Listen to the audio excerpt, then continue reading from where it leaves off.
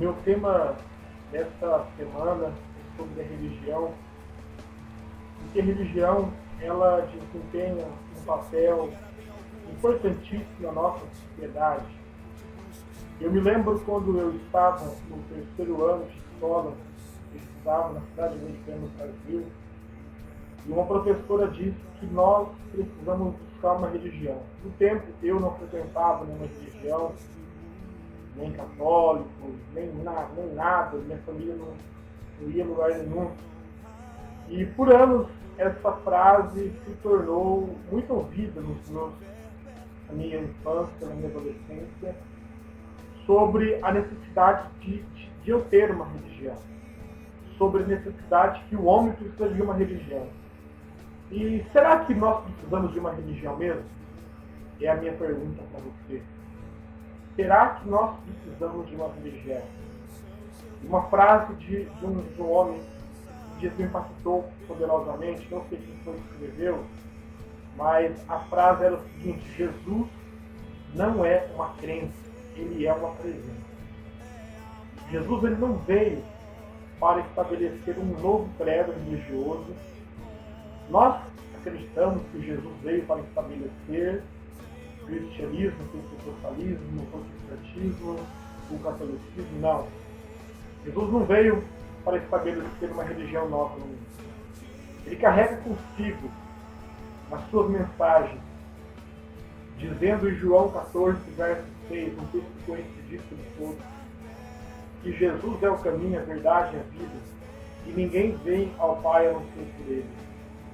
E quão interessante é essa palavra, que Jesus é o único caminho, porque se Jesus é o único caminho, então essa história velha que nós ouvimos, todos os caminhos levam a Deus. Isso é uma grande mentira.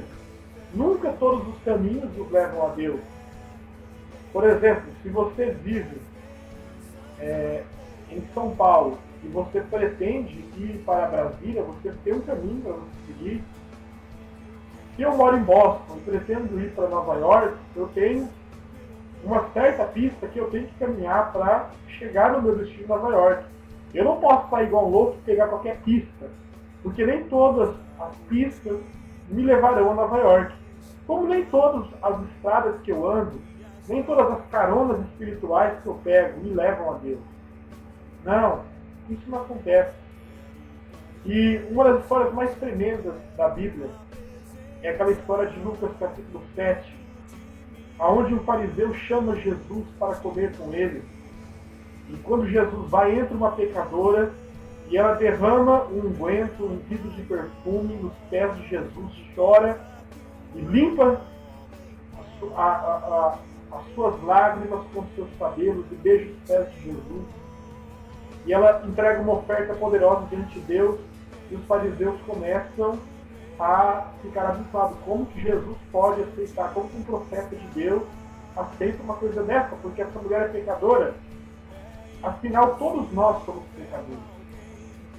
No livro de Romanos 3, versículo 23, diz que todos pecaram e todos estão separados da glória de Deus. Isso faz escrito em Romanos 3, verso 23. Então, Jesus contou aquela parábola que o homem devia tanto dinheiro que devia menos.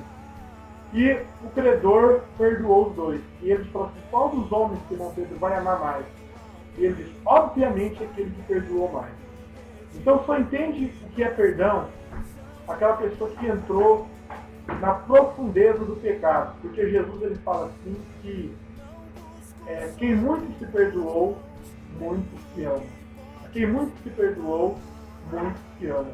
Que passagem interessante. Por quê? Porque só conhece o perdão de Deus. A Bíblia fala assim que aonde abundou o pecado, superabundou a graça. Eu quero que você quebre, nesse ano de 2012, o seu conceito de religião. Porque Jesus não é crença, ele é uma presença. Ele veio para trazer a verdade que liberta. Ele veio para trazer uma vida diferente. Ele veio para trazer zoe, ele veio trazer a vida de Deus. Ele veio para tabernacular com nós. Ele veio para fazer morada entre os homens.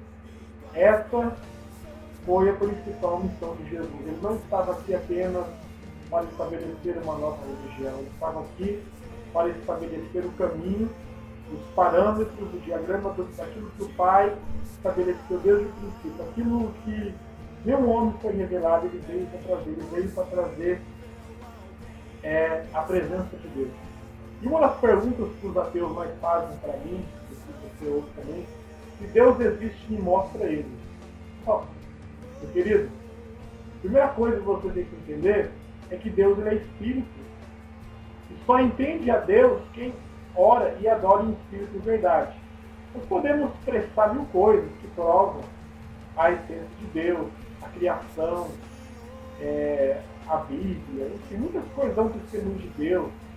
E um dia, todos nós, quando morrermos, vamos ter um encontro com a luz, vamos ter um encontro com o tribunal de Cristo. Deus nos julgará cada um segundo as suas obras.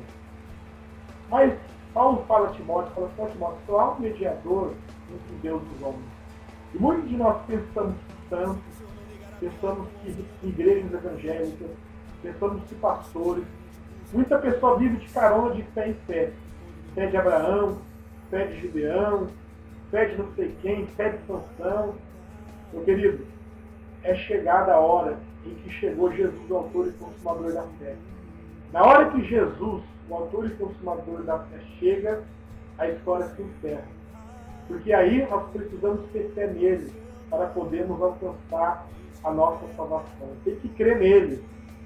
Só crendo nele que se alcança a salvação. Com o coração se crê para a justiça e com a boca se faz confissão para a salvação.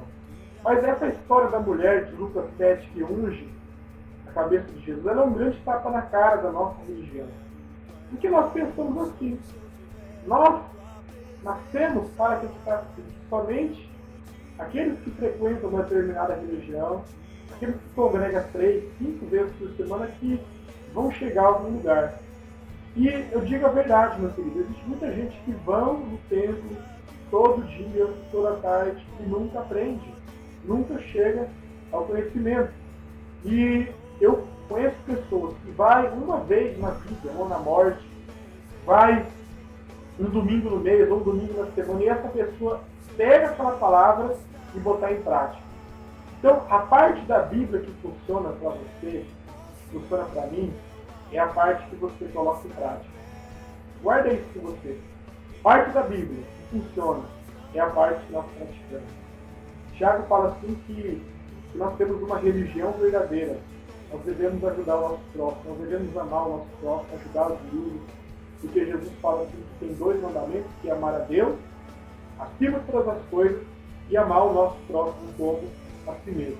E o engano dos fariseus e o acerto daquela mulher que recebeu o perdão dos seus pecados, os fariseus não conseguiram entender.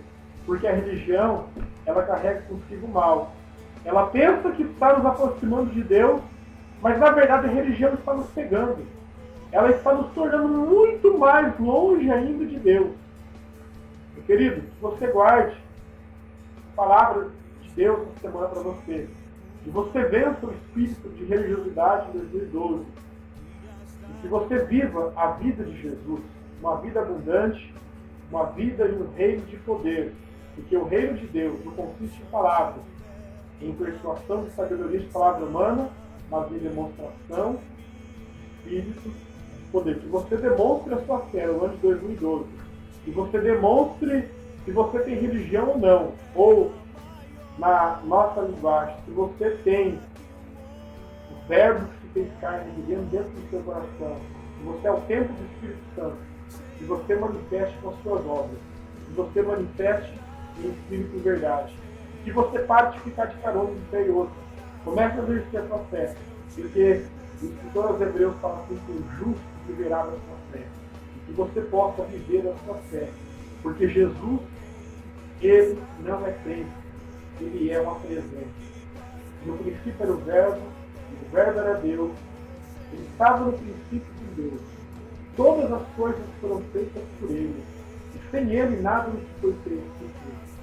Nele está a vida, e a vida é a luz dos homens. E os dois, a vida de Deus, seja realidade no ano de 2002. Que você percorra as veredas da justiça. Que você percorra o caminho de Jesus. E só Ele é o único que pode te ligar a Deus. Um grande abraço. Deus te abençoe. Fica com Deus.